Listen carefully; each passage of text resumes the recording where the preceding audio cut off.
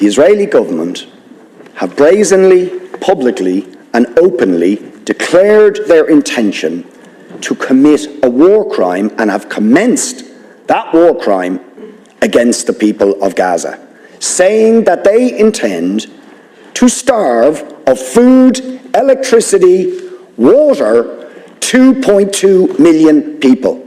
That is a war crime under the 4th Geneva Convention.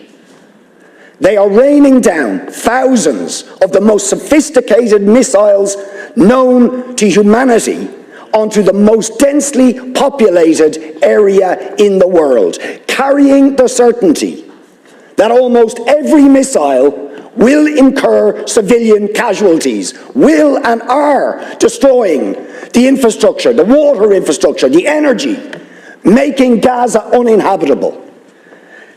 And using, in very credible reports, as they did in the past, chemical weapons, white phosphorus, being used by Israel. And you try to suggest there is some symmetry, some equivalence between the actions of Hamas and what Israel has been doing to the Palestinians for decades.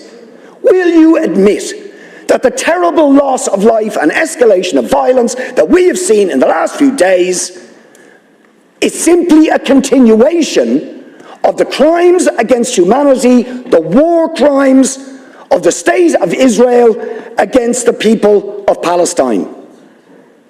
And it's not me saying this. You have, or you should have read, the reports of Amnesty International, which we asked you to read and act on Human Rights Watch, on the UN Special Rapporteur to Palestine, on the UN Human Rights Council, on the issue of Palestine.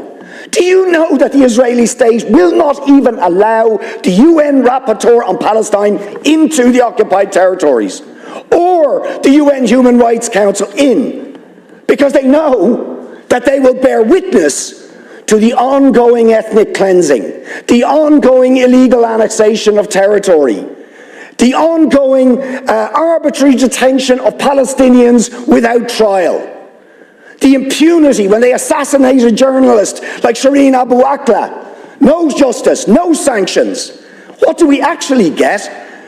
The head of the most powerful state in the world, while Israel is threatening to commit war crimes against Israel, says we're going to give them more weapons and arms. We support them absolutely.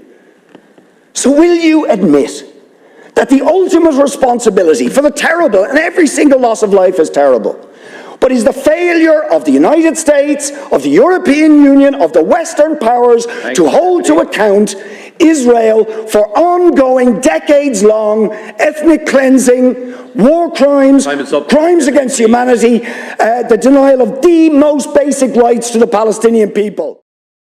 抖音